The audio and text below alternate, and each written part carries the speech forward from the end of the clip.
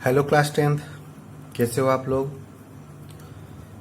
तो आज के इस लेक्चर में हम डिस्कस करेंगे कोरोजन के बारे में। तो ये कोरोजन क्या होता है, ध्यान से पढ़िए। Slowly eating of the metals due to the attack of gases like oxygen, carbon dioxide, hydrogen sulphide, water on the surface of metals so as to convert the metal into oxide, carbonate, sulfide, etc. is known as corrosion. मतलब अगर कोई metal के ऊपर एक compound formation होता है और जो कंपाउंड फॉर्मेशन होगा किसके वजह से होगा, ऑक्सीजन गैस की वजह से, carbon dioxide gas, hydrogen sulphide और वाटर की वजह से कोई भी मेटल के ऊपर उसी मेटल का एक कंपाउंड फॉर्मेशन होगा। So this process is known as corrosion. तो कोरोजन के एग्जांपल्स क्या क्या हैं। तो सबसे पहले तो आता है रस्टिंग ऑफ आयरन, ये तो हम सभी को पता है। अगर आयरन ऑक्सीजन और वाटर के कांटेक्ट में आता है तो आयरन के सरफेस के ऊपर एक ब्राउन कलर का कोटिंग, एक ब्राउन कलर का कंपाउंड फॉर्मेशन होता है जिसको हम बोलते हैं फेरिक ऑक्साइड, और इसको हम रॉस्ट भी बोलते हैं, फेरिक ऑक्साइड या फिर रॉस्ट। तो this is known as corrosion. और आयरन का जो कोरोजन होता है इसको हम रॉस्टिंग भी बोलते हैं। तो कोरोजन का मतलब होता है कोई मेटल के ऊपर उसी मेटल का एक कंपाउंड फॉर्मेशन होगा। किसके वजह से, अगर वो मेटल रिएक्शन करेगा ऑक्सीजन के साथ या फिर कार्बन डाइऑक्साइड या फिर हाइड्रोजन सल्फाइड या फिर वाटर, इसके साथ अगर रिएक्शन करेगा तो उसी मेटल के ऊपर उसी मेटल का एक कंपाउंड फॉर्मेशन होगा, that is called corrosion. So corrosion का और भी एक एग्जांपल है, that is loss of shine in copper. जो कॉपर के वेसल्स होते हैं, जो कॉपर के बर्तन होते हैं, अगर वो कार्बन डाइऑक्साइड, ऑक्सीजन या वाटर, कार्बन डाइऑक्साइड, ऑक्सीजन और वाटर के साथ जब कॉपर रिएक्शन करता है तो उसके ऊपर कॉपर के सरफेस के ऊपर एक ग्रीन कलर का सब्सटेंस, एक ग्रीन कलर का कंपाउंड फॉर्मेशन होता है जिसे हम बोलते हैं, इसी केमिकल रिएक्शन को हम बोलते हैं कोरोजन।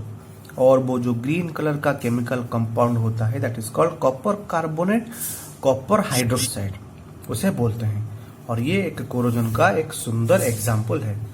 और जो नेक्स्ट एग्जांपल आता है उभर के, that is tarnishing of silver. जो सिल्वर होता है उसका जो कलर होता है वो तकरीबन व्हाइट कलर का जैसा कुछ होता है। उसका शाइनिंग भी बहुत ही शाइन करता है सिल्वर। अगर ये silver metal hydrogen sulphide gas के कांटेक्ट में आता है तो ये सिल्वर सल्फाइड और हाइड्रोजन गैस देगा। और ये जो सिल्वर सल्फाइड होता है ये कुछ डीप ग्रीन कलर का होता है, and this is known as your corrosion.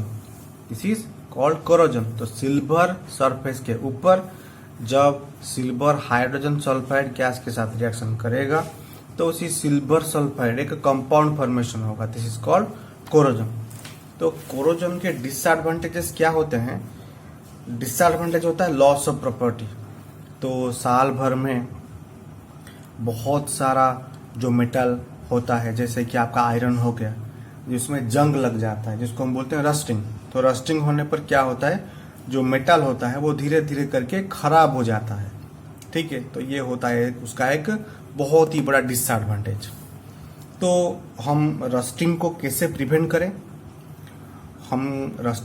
Prevent करेंगे, उसके कुछ मेथड्स भी हैं। बाय पेंटिंग, अगर आयरन में रस्ट लगता है, जंग लगता है, तो आयरन के सरफेस के ऊपर पेंट कर दो, आयरन को पेंट कर दो, या फिर आयरन के ऊपर ग्रीस या फिर ऑयल लगा दो, या फिर आयरन को गाल्वानाइज कर दो, या फिर अलॉइंग। देखो, पेंट का मतलब कोई भी कलर का पेंट ले लो और आयरन के सरफेस के ऊपर उसको पेंट कर दो। इससे क्या होता है, जो एटमॉस्फेरिक ऑक्सीजन होता है वो आयरन के कांटेक्ट में नहीं आता। और ग्रीजिंग में भी कुछ वैसा होता है, जो एटमॉस्फेरिक ऑक्सीजन होता है वो आयरन के कांटेक्ट में नहीं आता। और गाल्वानाइजेशन में हम क्या करते हैं, आयरन मेटल के ऊपर जिंक मेटल का एक कोटिंग हम चढ़ा देते हैं, दैट इज कॉल्ड गाल्वानाइजेशन। इससे भी रस्ट नहीं लगता। या फिर अलॉय, किसी भी एक मेटल को ले लो या फिर कोई दो मेटल को ले लो और इन दोनों को मेल्ट कर दो। मेल्ट करके एक नया सब्सटेंस आपको मिलेगा। जब मेल्ट करने के बाद एक नया सब्सटेंस मिलेगा जिसको हम बोलते हैं एलॉय। ठीक है, किसी भी दो मेटल को लीजिए, आप दोनों को मेल्ट कर दीजिए और उनको ठंडा कर दीजिए तो आपको एक नया सब्सटेंस मिल जाएगा। दिस को बोलते हैं एलॉय। इससे भी क्या होगा, इससे भी जो रस्टिंग नहीं होगा।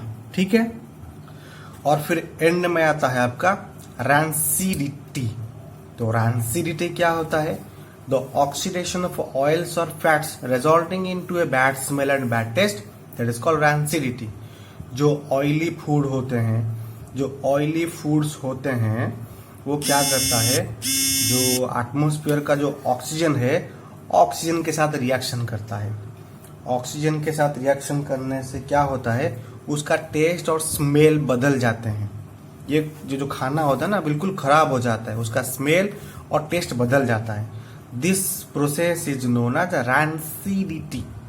ठीक है, तो रैंसिडिटी हमारे लिए अच्छा बिल्कुल नहीं होता।